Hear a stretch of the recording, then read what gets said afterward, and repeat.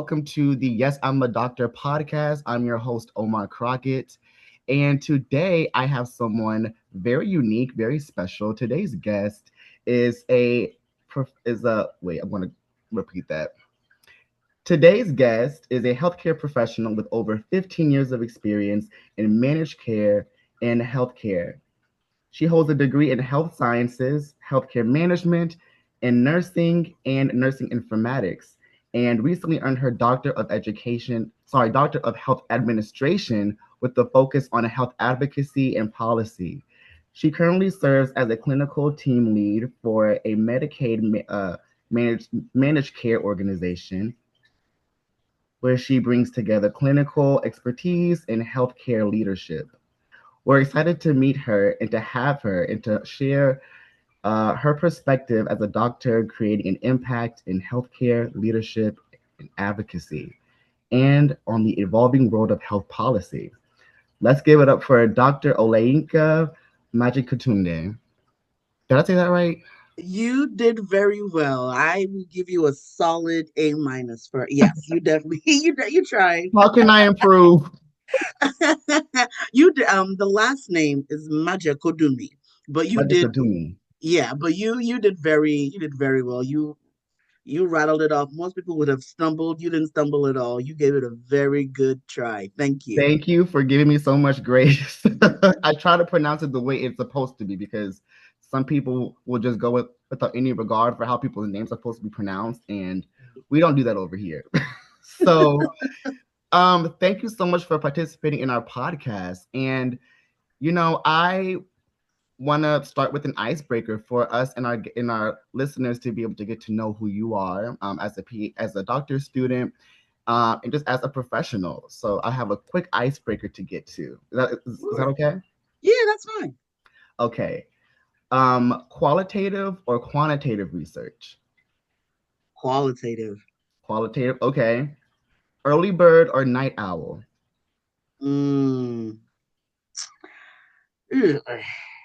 Night owl during the week, early bird during the weekends. I love that. Early starter or procrastinator? Ooh, Early early starter. starter. Yep. We're not the same. We're just not Well, the that's one thing same. I learned on this journey is if you let things marinate, you might be in a lot of trouble. So the earlier you get things started, the better. The better it will be for you in the long run. I totally agree with that. I think that throughout college, it was always the pressure of last minute of deadlines, creating Hmm. that urgency. And then, but Right. that's also just not a good habit to cultivate, really. Like you want to start things early because that having that peace of mind actually feels a lot better than having that pressure on you, which is what I've And learned. honestly, what I found is as I moved from, college to master's to doctorate, I started to focus on, I was studying things that I had a passion for. College, you're studying a whole bunch. So as I started to specialize, what I'm studying is important to me. So if it's important to me, it doesn't feel like it's an issue. So that's why I didn't mind starting early because, we kind of like what we're doing anyway. So yeah. That's a good point, and especially as you get older, what I tell people is because I've been told by many people in the past, like, how can you just keep getting degrees? Like, I'm done with school, but they don't realize like the more you keep going up, the more focused your work becomes, and it's around your interests, and it Very makes much work a so. lot more enjoyable. It doesn't even feel like work sometimes, and so And you you know, stay on top of all the current trends depending on what your field. If it's a practical field or a theory, you're always at the forefront of what is, what's coming. So that way you're not working from behind, if that makes sense. yeah, absolutely. And well, thanks for sharing that and letting us to get to know you a bit better before we jump into it. And Thank you.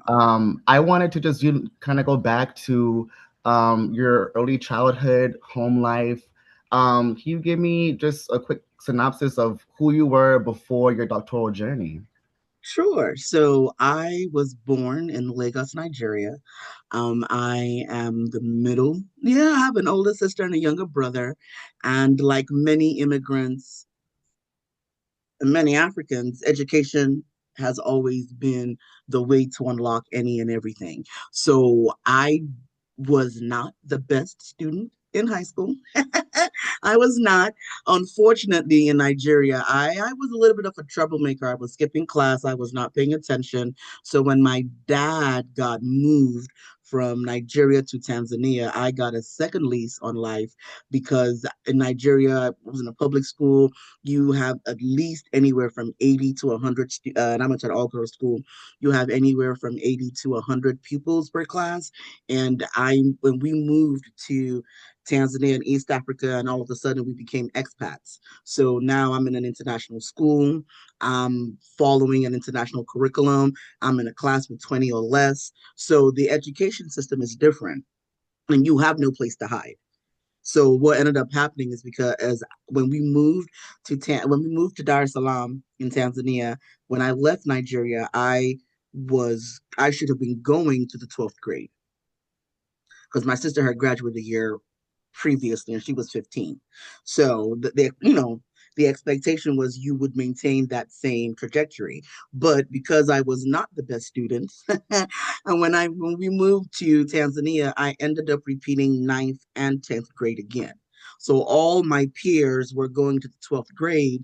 I ended up repeating ninth and 10th grade, which was not a problem because well, it was a problem, but I was in a different country, different everything. So the shame that I would have felt if I had to repeat those 2 years in Nigeria, the shame wasn't there. So that freed me up to focus on education. And, when you are exposed to different things, you're like, wow, I didn't even know all this existed.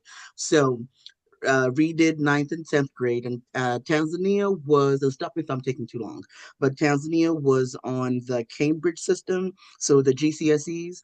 And so did well in that. And then I started 11th grade, and 11th and 12th grade were the International Baccalaureate program, IB. So as I was starting the 11th grade, my dad was like, look, we're moving next year to Ghana. Ghana follows the same educational system as Nigeria. So I would have had to repeat the 11th grade again. And I was like, bro, we're not doing that. And he said, okay, well, what do you want to do? I'm going to let you tell me what you want to do. So I said, okay, let's start looking internationally because my sister at this point, she was in school in the UK. And it was always kind of known that we were going to be going to school outside of the continent, Africa. So I said, okay, well, let's Google and see, or at the time, let's Netscape, or what, let's look up what it is, what is needed to go to school internationally. And so I took SATs, I took the test of English as a foreign language, even though I'm an English speaker naturally. So, and I ended up applying. My aunt at the time worked for Virginia Commonwealth University. No, she worked at UVA, ended up moving to VCU. So I think my SATs were like 10-10, something like that. Fairly decent. And of course, as an English speaker, I scored high. So I applied to several universities in Virginia, and James Madison was the first to DHL me my acceptance letter in Tanzania. So I said, this is where we're going. So I quote unquote don't have a high school diploma or degree because I left in the 11th grade, but I think the equivalent of the Cambridge, the ninth and 10th grade results, that's the equivalent of a high school or a GED that matches. So that's how I started. That's how I came to the US in 2001, went to school, and then here I am. So that's me in a nutshell. It's amazing. I love that. I love how your background is so full of transitions, like moving from Nigeria, going to Tanzania, then going to Ghana, and then coming to the US. You've you've done a lot.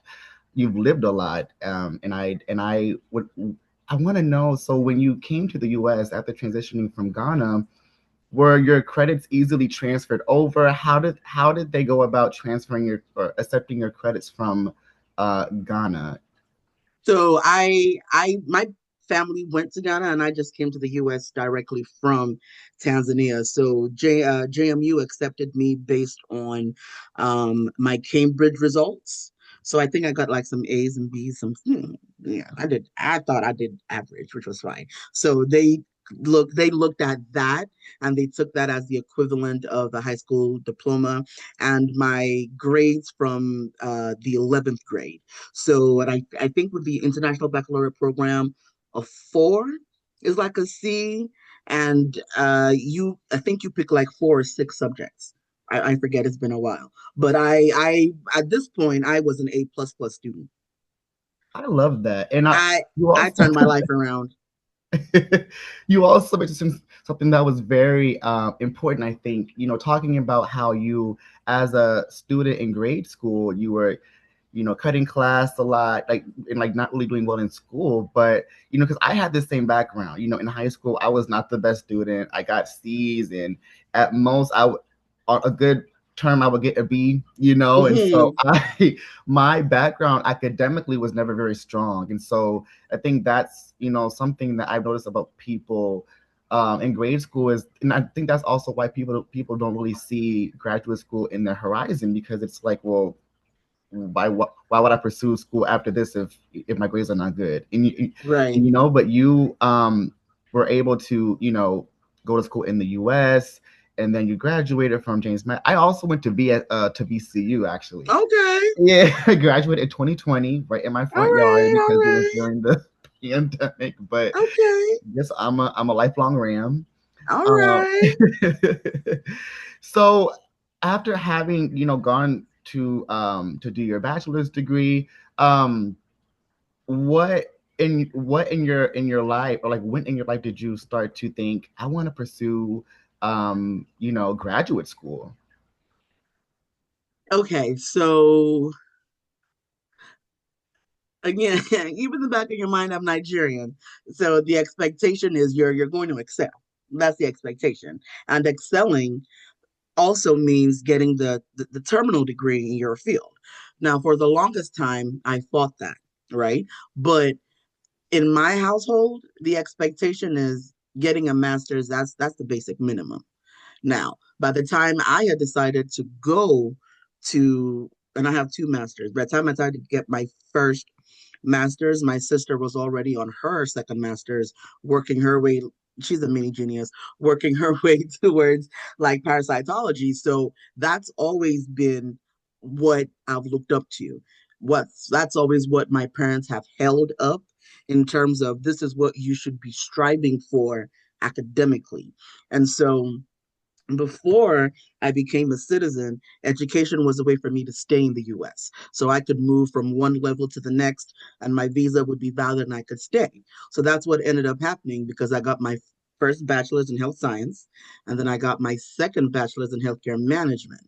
And it was time for me to leave the US. And I said, I don't want to leave. I don't want to leave. What can I do? How can I stay? Let's go be a nurse. So that's how it started. So I went, I got my bachelor's in nursing. I became a registered nurse and then I left the country.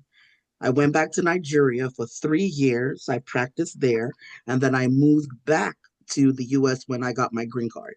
And so when I got my green card and I started working for George Washington University, they were offering a discount for employees to go to school.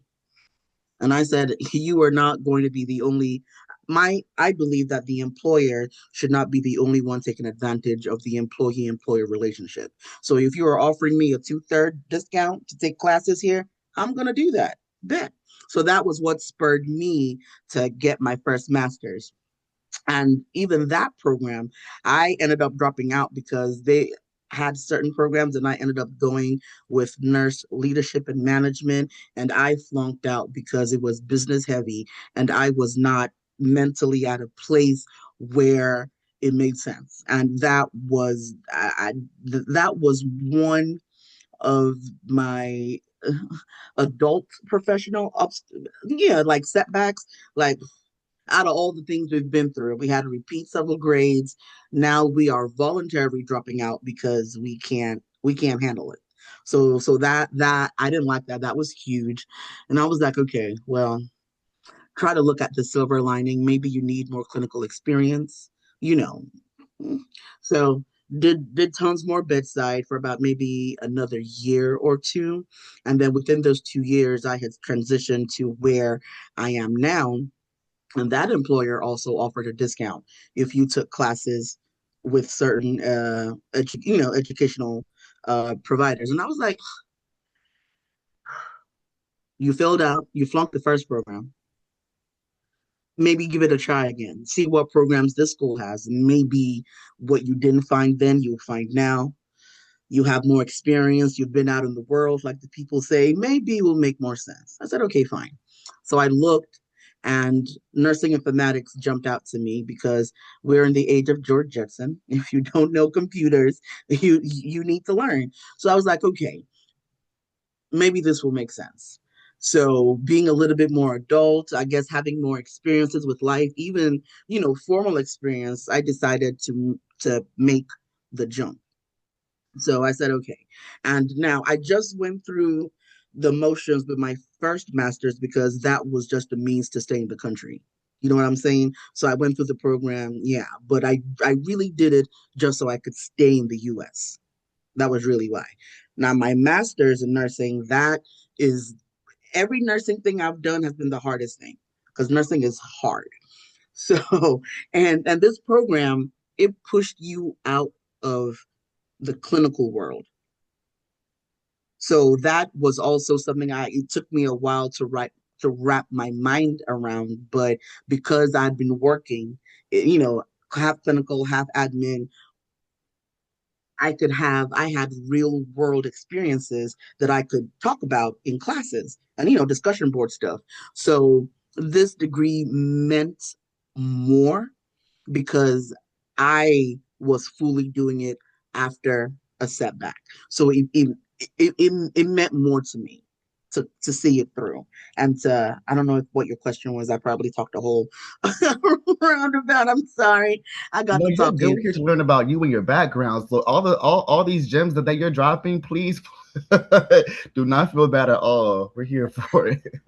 But yeah, but that's what made me want to, to get the second master's because I'm in a different field now. I'm in nursing, and I wanted to be able to pivot fully as a nurse, leave the bedside, but still be doing things as a nurse. So that was what spurred the my second master's degree.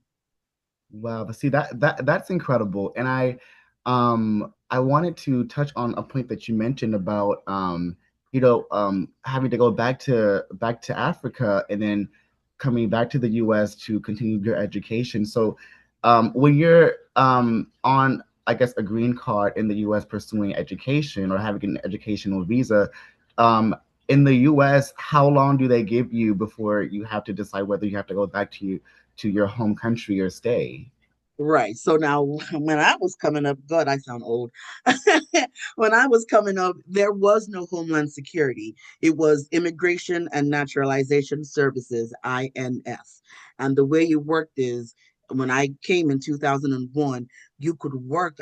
They gave me a social, and it said can work with INS authorization.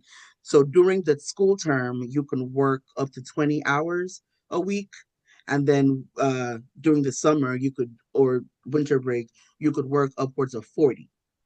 And then when you finish, excuse me, when you finish each level of education, they give you 12 months of OPT, and I forget what it's called, but you can work in your field for those 12 months. And then after those 12 months, you need to figure out what you're doing because at this point, your visa has more than likely expired. So you need to figure out if you're staying or if you're moving from one level to the next. So when I finished my first bachelor's, they gave me 12 months. When I got my second master's, they gave me 12 months. So then when I went back to nursing school, that was my second bachelor's degree. They were still INS. No, they were Homeland now because Homeland came during 9/11. So now it's 2011. I've finished nursing school. I've graduated. I've passed the NCLEX. And now Homeland Security is like, yeah, well, this is your second bachelor's and you've already gotten 12 months with your first. So we don't have anything to give you at this moment. And my mom said, you need to come back home because, Mm. because they had written to me and said, we had applied for the green card and they said, yeah, we're going to give it to you, but we don't know when. All we know is that your interview is going to be in Nigeria. I said, wait a minute now. So what I'm supposed to do? I'm in Alexandria. And my mom said, well, I think it's time we go home. And I said, okay. So packed up my things, went home with all my paperwork. And I had literally, this was, 2011. I had literally because I held out for the longest time. By the time I had decided to unpack my suitcases and put them away, here come Homeland Security. Your interview is in 2 months. I was like, are you kidding me? I just unpacked. So, so I spent 3 years in Nigeria. I came back March of 2014. Mm-hmm. And so, yeah. Wow.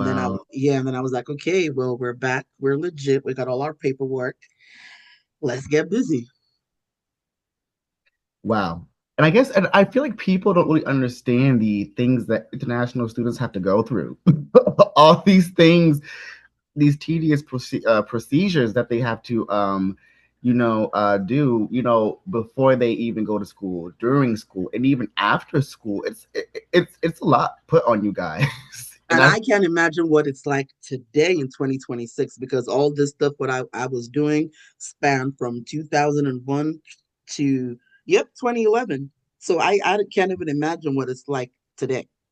Hmm.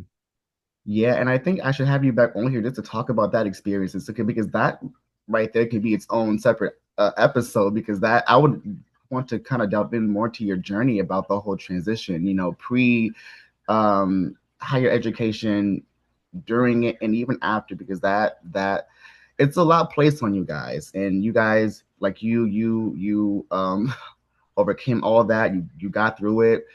What, 6, 7, 8 degrees later, you did it. Something So like that. I love it. I love it. And so, after having completed your master's degree, what part of your life did you say, I want to, get the terminal degree? I want to, start applying for doctorate degrees now. Like, this is the time to start applying. And what was the process of applying to doctorate degrees look like for you? I I don't know what made me. I think I liked some of my professors at Capella when I was getting my master's. I think, I don't know. I just knew that I did not want because I don't do bedside nursing anymore. So I knew that and I'm not a nurse practitioner. So I knew that getting my my DNP, Doctor of Nursing Practice, was not it. I was like, man, this is not me, right? But I wanted to pivot. I wanted to pivot outside of nursing. I maybe wanted to delve into teaching a little bit. And yes, you can teach with a bachelor's and a master's, but more than likely, if you want to make them buckets, or whatever, you need a higher or terminal degree. So I said, okay, if we don't want to do the doctor of nursing practice, what do you want to do? What are you into?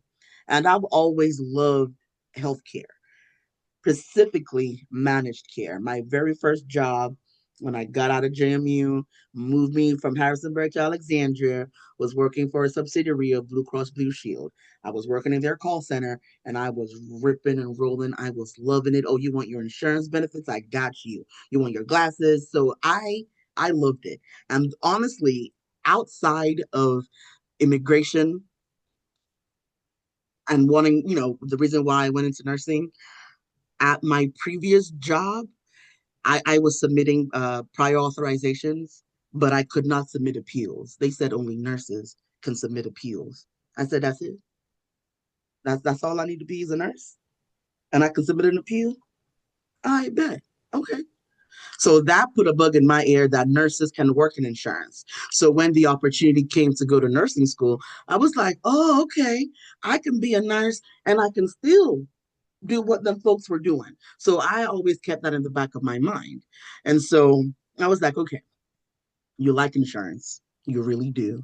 You work in Medicaid. How can we put the two together? What can you, what are you an expert on that you can specialize, you know, because I'm really big on advocacy. I feel as if certain laws or certain things were in place, we could impact a whole bunch of people rather than me, like tending to a patient at a time, if that makes sense. So I said, okay, let's try to figure it out. What you like all these things, what program can give you all these things in a terminal degree. And so I looked at Capella and, even with the informatics in mind, I was looking at their DIT, their Doctor of IT. And I was like, okay, well, I know it's George Jetson, but where I'm not that IT heavy. So let's see what else is available. And I don't like research. I know I have to do some research, but I ain't doing research the way PhD folks are doing research. So I knew I didn't want a PhD, but I wanted something. So I generally looked at doctorate healthcare admin programs. And the doctor in healthcare, the DHA, the doctor in health administration came up for multiple. I think Liberty came up a couple of times because they have a program, and I didn't like what Liberty stood for as an individual, so I didn't consider them. And Capella came up, and I said, okay, well, I'm a student here. I still get the same discount, and I think they even offered me um, like a scholarship, like a 10K. You could either take the scholarship or they would cap the price of your doctoral program. And I said, oh, okay, yeah, I can do that. And I think even as an alumni, you got a discount. And the credits from my first master's in healthcare management, some of the credits applied towards this program. So I was like, I think we found a program. So that's what made me want to get into our program. I knew I had to do research, but I was like, we will cross that bridge when we get to it because those were the only things I was afraid of: statistics and research. I said, if I am able to overcome these two fears, I don't see why I can't have a doctorate. I don't see not. I don't see why not. I love that. That is amazing. And you talking about how you had to, consider a variety of schools, but you knew that, because I think that's one thing that I see people ask about is how do I choose the right program? There's a lot of programs out there, and I think they're also expanding too because programs are also offered online in these day Mm-hmm. and age. But and so just having to go through the process of narrowing down your options and seeing what fits right for you. What about the university itself really stood out to you? And did you feel yourself at, were you also on campus or were you virtual? I was virtual, thank Okay. God. Because I'm in Minnesota, I was virtual, and honestly, because I had gotten my first degree now, even though my first, because Capella has like two separate tracks, so they have a flex path, which is where you have 12 weeks to take the class, and how if you want to finish it in a week or three, that's your choice. But you have certain milestones that you have to meet throughout those 12 weeks. That I didn't like. I realized that I like structure. Give me my week one, give me my week two, give me a discussion board. Okay. That, yeah. So I don't know how, that's probably what added to the complexity of the master's degree. So I was like, okay, I know what I didn't like.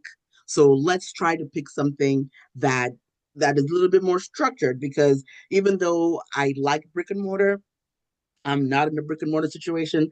I can still have brick and mortar um, uh, tendencies or characteristics, properties for the program. So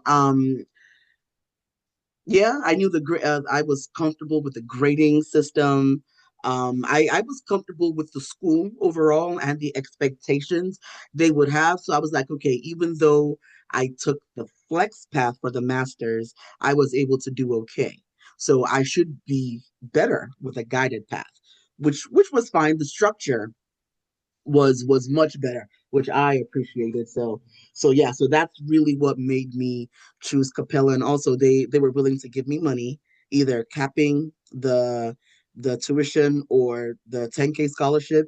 And I got a discount because my employer was like, you can go here and get a discount. And we'll give you money. I was like, say less. Save your coins. Save the coins where Listen, you can. like I said, Absolutely.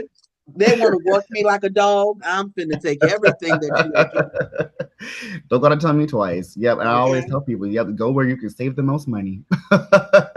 Yes. And so, I think a lot of us can also relate to, before entering the graduate program, the doctorate especially, we tend to have this vision of what the ideal experience looks like. I'm going to get in there, do my big one, get all these A's, and just, thrive. Then we get in the program and then we realize how much work is actually involved in this whole journey. How stressful it can be, maybe having, not so ideal colleagues or professors. Like there's a lot that goes into the program of graduate school that are just not always, what do they Yes. call it, glitz and rainbows.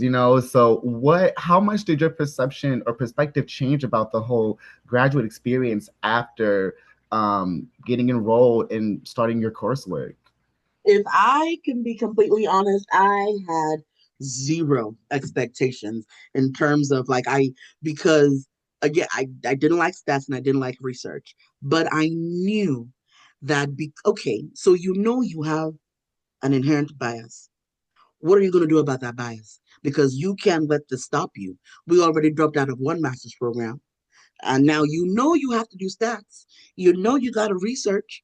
So what are you going to do? How are you going to overcome that? So those were the only two hangups I had coming in. So I said, okay, if I'm able to, we don't have stats till towards the end, we'll figure that out then. So now just breathe and get through.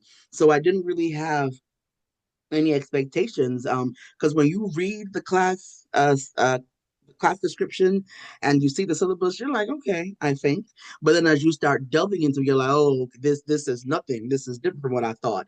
So I didn't really have expectations. And also, kind of what you see, a lot of it, what you hear is like Hollywood. You see stuff in the movies, and school is nothing like that. School is nothing like that. The amount of reading, I thought I had to read a lot prior. This is a lot of reading. And this is you have to go and find your own reading. What I what I wished, excuse me, what I wished I did more of prior to starting was trying to hone or try to figure out what do I want to study? How do I want to, what might I want to study? So I wish the program and myself, I wish we had started thinking about that from jump, but um maybe that might have helped with any expectations. So that way I might have been a little bit more prepared in certain classes or paid more attention, depending on what was being said. But I really I didn't have any expectations. I really I no. That's actually great. We're, we're the opposite, and that having expectations has gotten me into stressful situations. So I really wish I could just kind of adopt that philosophy and just go into situations and just not really expect good or bad. Just go through it. And so I think that's also something that helps to preserve your peace at the same time. So I love that you even just have that as one of your philosophies going through the program. um, and so when you were, going through your coursework, you mentioned stats. So I just finished stats over the summer, and I was not looking forward to that class at all. Ended up getting an A in it. Praise God. Hey, congratulations. There you Thank go. you. Thank you so much. But I remember, I think having expectations really stressed me out before even going into the class. And so I think, I still need to work on that because I love that, that is definitely a way to just protect your energy, don't consider the worst because the why? Like why even put that on yourself? So Mhm. um What do you think was your most challenging class in your program? And now that you mention it, because I took stats for qualitative, so it was very doable. I made sure I read before I pressed anything in the and we didn't use SPSS, we used J something. So I was like, hold on now, where's the me anyway? So I made sure I read instructions, but uh it would probably be hmm, my hardest class. I well, I don't think well. Yes, this class. And the only reason why it was hard was because we had to work in groups. And my group mate was useless. Absolutely useless. I didn't understand why we had to be in groups. And my accent is coming out. I didn't understand why we had to be in groups at the doctoral level. I was like, well, what is this? But I forget the name of the class, but it was a country profile class, right? So you picked a country and you had to delve into the policies of the country, their GDP, their health, like a little doctoral level stuff, if I could just gloss over it. So we were in a group of three. The first person dropped out. The second person I had previous classes with. He was an older gentleman, so I'd communicated with him on Blackboard, so I knew what he was and what he wasn't capable of in terms of what he showed the class, right? So he ended up being the second member in this group of two, and hmm, I was Nigerian. The person that dropped out was Haitian, and Philip was a black guy from Philadelphia. We're all black. Pick a country. I said I will go whatever country you pick. Why did Philip pick Nigeria? And and Okay. why did he expect me to do all the work? Asking me what I is a think it was Zoom. a setup.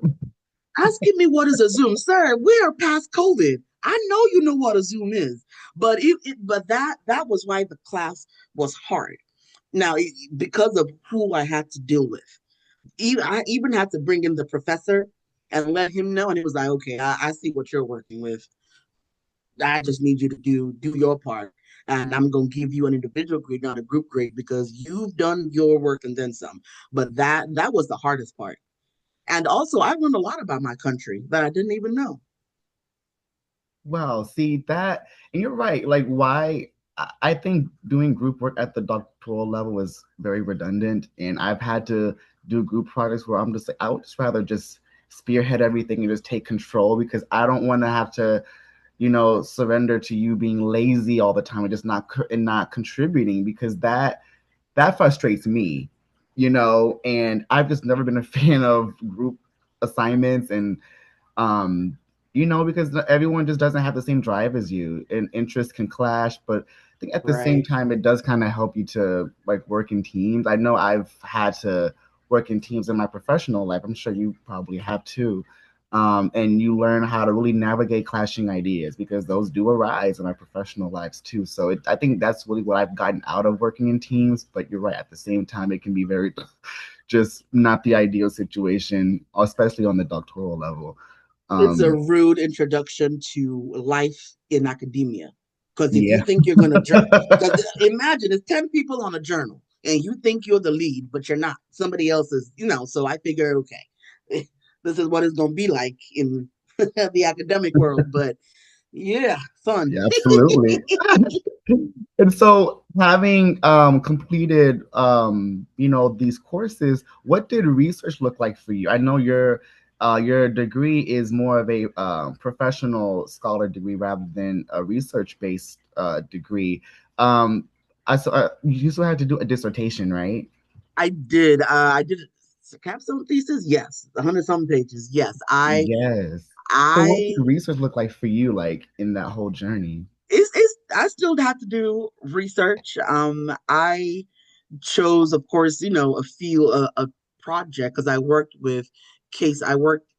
in psych and with Medicaid members. So my project was Medicaid case managers who support people with serious mental illnesses. What obstacles are you facing when this individual with a serious mental illness is trying to discharge from the hospital back home? What issues are you facing? Because in the real world, every especially with the psych population, everyone goes to the ED for everything. That's the entryway into everything. You have people who are homeless, who have drug or other addictions. So it's a whole bunch of stuff that presents in us trying to discharge you from the hospital. And as someone who works for the health insurance, yeah, we care about you, but that's really not what we care about. We care about them coins, So trying to mirror both, because as a nurse, I will always be a patient advocate. But as I work for the insurance company, I'm supposed to advocate for you in a certain kind of way. So, how are both of those working? So, I did have to do a lot of research. Now, a lot of my research probably included being very familiar with Medicaid policies and stuff. And Medicaid from state to state differs.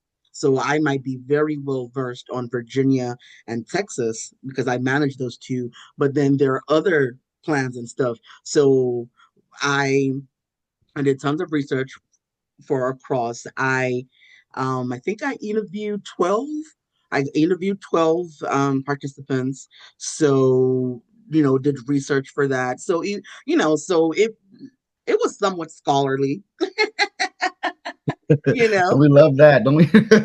Don't we love that? Wow. So when you were entering the dissertation portion of your degree, did you already know that you wanted to do qualitative research over quantitative? Yes, I knew I wasn't going to be doing interval and point five and find the P in the end. I was like, I don't know what that means on a regular, as I'm reading a journal, I have a dictionary. Okay, what does this mean in plain people terms? So I knew that that wasn't what I wanted because I have to be able to understand what I'm studying, so no, I always knew it was going to be qualitative. I always knew, but I didn't know the different types of qualitative research, so I didn't want to do phenomenal that one. I didn't want to do that That one. word. Right. Phenomenological. Don't have enough fingers. I didn't want to do that. The case study, I think it was a little too immersive. So, just going with the generic one, for what I was doing. And so I didn't want it to be too simple, but there should be some thought towards it. So I knew it was always going to be qualitative. Absolutely. I think the dissertation phase looks so different for everybody. I think that's where, you know, cohorts start to kind of disperse. You're like timelines start to become so different, because people finish Hmm. their PhDs, people finish their dissertation research at different times. And Yes. when you're doing qualitative research, especially um, having to get interviews done and transcribing everything, what did your timeline look like in terms of your dissertation work? Like, and how did you navigate your professional life? I'm sure you were still working at the same Yeah. time. Like, how Yeah. did you balance all of that? I see. This is why I said I'm not procrastinating because, after all the coursework had ended, and we were starting the dissertation stuff. You read all the stuff online, or if you're in groups, you're lurking. You're trying to see what people who were in the stage prior to you, what they've gone through. So, okay, this is what we're in the same program. He did this. It might apply to me. So, give me a second. I lost my thought. Aha. So, after I after I had chosen my topic, I was starting to write a timeline. What do I need? How do I get these things that I need? At what point do I loop in my professor or my chair? I tried to write it out so I would have a checklist and not just keep it all mental, because if it's on paper and I'm staring at it, okay, we see it, we can act on it, we can cross off tasks and stuff. So I think I didn't realize how hard it would be. And it wasn't, now I'm saying it wasn't hard, but it was hard at the time. The IRB application, that I think that gave me a whole bunch of gray hairs and trying to find participants. Because I thought it would be easy, like, yeah. No, no, no. Because I tried to be ethical, because I easily could have recruited from people at work, but then they might have felt pressure to do to participate. And I had addressed that in my IRB application. So trying to find a third party who would who would find all the participants for me, I think that was what I did not, I miscalculated trying to find. I think it took me 6 months to complete all the interviews, 6 months to find and complete the interviews, and then another 6 months of writing every day. I wrote every Wow. day. It didn't it did not matter what it was. One sentence, two sentence, reread, edit, but every day it did. And there'd be times, and I worked two. I had my main job and my part-time job.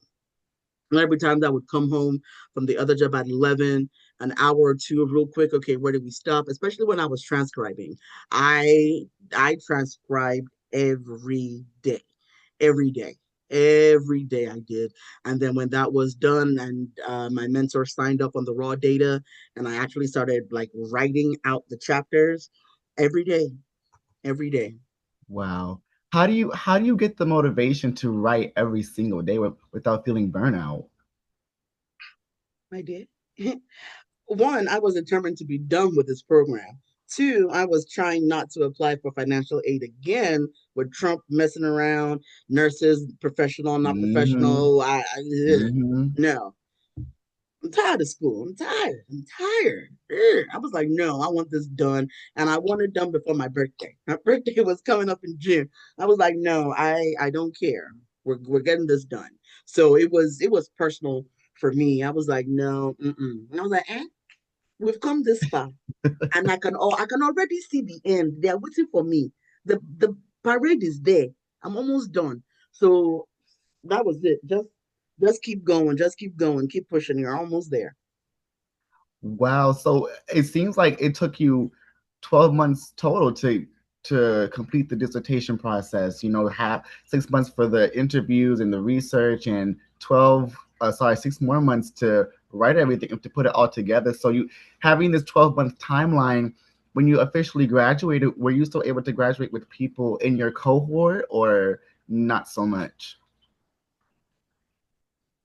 See, that's the thing with Capella. It's all at it's at your own pace. I'm and also I think it's your pace, and it depends on your topic, how you far you get in IRB, and if you have revisions and stuff. I didn't think it would take me 6 months to find participants. I was like, I'm going, I already got them. So if I'm thinking it took me 6 months, I can't imagine how long it took other people. But once I was assigned my mentor, I was like, okay, this is my race.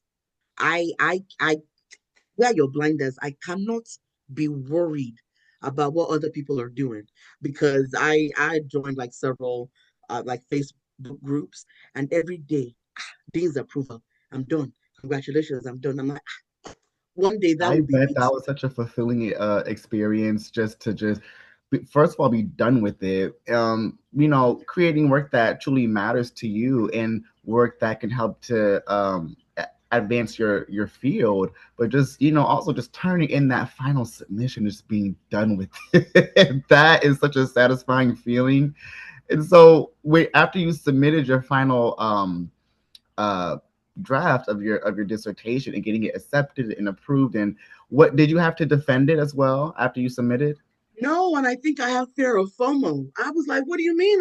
What? Because I looked up defend. I was like, okay, outfit, hairdo, we got this, PowerPoint. So I was ready because I defended the proposal.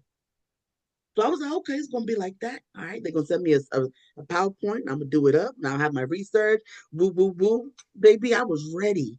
And then the email just came. Congratulations, didn't approve. You're done. I was like, what you mean I'm done? What you mean I'm done? No, no, no, no, no, no, no, no, Seems too no, good to be no. true. I mean, then I was like, Facebook. if you got this degree from Capella, did you have to?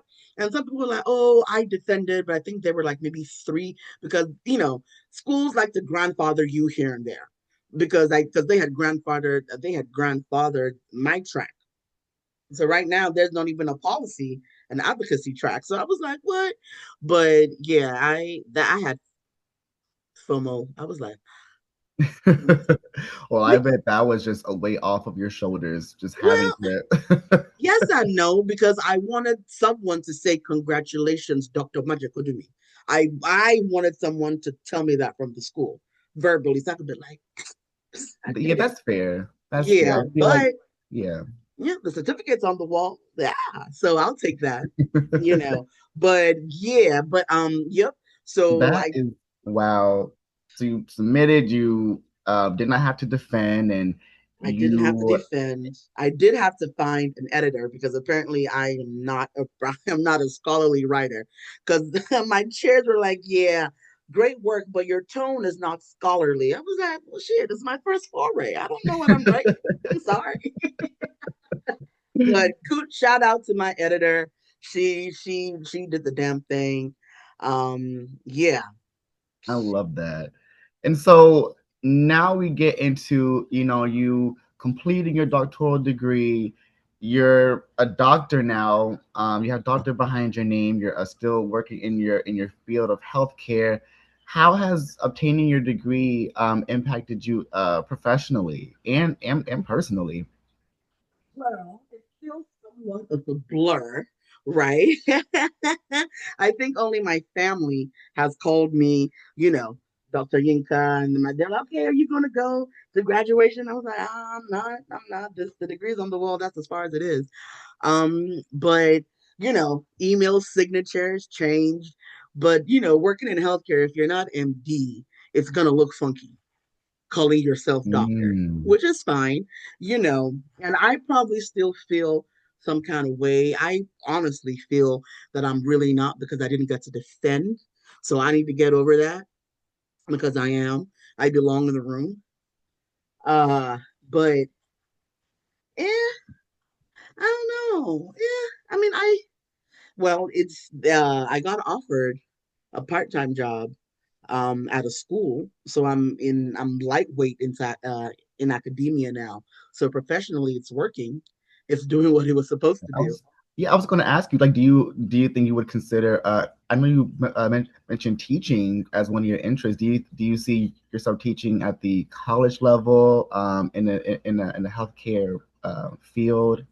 I would love to teach. So now, I got this degree so I could like delve into policy, maybe do policy briefs and stuff. But these people just bypass the doctorate and see the nursing and like, oh yeah, we need you to do this for nursing. The graduate degree is great. I'm like, yeah, I don't want to do nursing stuff. Hmm. So it's looking like the nursing folk may want me to teach before everybody else. But I would love I would love to shake the minds of some youth. I really would. Yeah. Or somebody who's interested, but I actually want to get into like policy stuff, like on the state level. Like that's kind of sort of what Mm. I want to delve in. So professionally, what I'm looking into, I'm doing more networking stuff and change my stuff on LinkedIn. So, getting a little bit more eyes. People want to collaborate because they see, oh, you have a D somewhere, you have a doctor of something, so you're an expert of something. So let's collaborate. So I like that. I do. Yeah, there's no question about, how important your degree and your expertise are, and I'm 150% sure that so many more doors are going to open for you. I think you just got it Yeah. this year, right? And Yeah. even joining my podcast, to Hey, give there you back go. to the people who want to pursue your degree, like, I'm sure so many more doors are going to open for you, and I'm excited for you. I am so excited for you. Oh, thank And you. um, your degree is definitely in need. We need that. And so people who want to pursue healthcare and to go as far as getting a doctorate degree in health administration, what advice would you give someone considering such um, a goal? Healthcare admin, it's it's vast, it's big, but it can also be specialized. So find what is important to you and how you feel this can make an impact for, if not just your community, other communities that look like yours across the country. Find Mm, something you're passionate about, find something that you care about. So even if it's fully funded, partially funded, however it's funded, you don't mind because it's your passion. You, if nobody else can see the benefit, you can. Cost, mm, of course, is important. Cost, time, type, um, the school or the program itself makes a difference. Just because your employer is offering a discount doesn't mean that that's the best program or programs for you. So speak to your family, speak to your circle, depending on who's around you, because you may be doing it, but it's a group effort, right? It takes a village for sure. So just dive in. yeah. Dive in. Make sure you have some experience.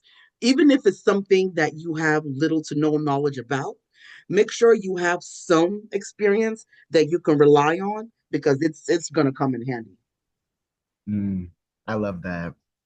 I want to thank you again for coming on this podcast. Thank you for You having have me. provided some incredible insight into your field. And for those who are considering doctorate degrees in your field and outside, and you're so wise. You come with a lot of gems, and I'm just grateful to have you here. So Oh, thank you, Omar. I appreciate it. No, thank you. Well, doctor, you enjoy the rest of your day. It's Sunday. It feels good outside. I don't know thank how you plan to you. spend your Sunday, but enjoy it. And I hope you any enjoy it last too. words for the kids? Oh, you got it, kids. Focus. No matter what obstacles come your way, you got this. And remember, time will always be time. You just need to Mm, realize if you are going to take advantage of that time or let it take advantage of you. time is always time. I'm gonna You know write what that I'm down. saying? I'm Because gonna write that you know what I'm saying? Because I've been working at my job for 8 years. I've gotten two Mm, degrees from them out of those 8 years. You mean to tell me somebody else can't do the same? let them know. Mm, Let them know. I yeah. love it. Well, you take care, and I Thank will you, Omar. talk to you again. You'll be back on this podcast, I'm sure. So Yes, reach out. I am available anytime. And good luck to you and your scholastical endeavors as well. thank you. Thank you so much. Yay, have a good one.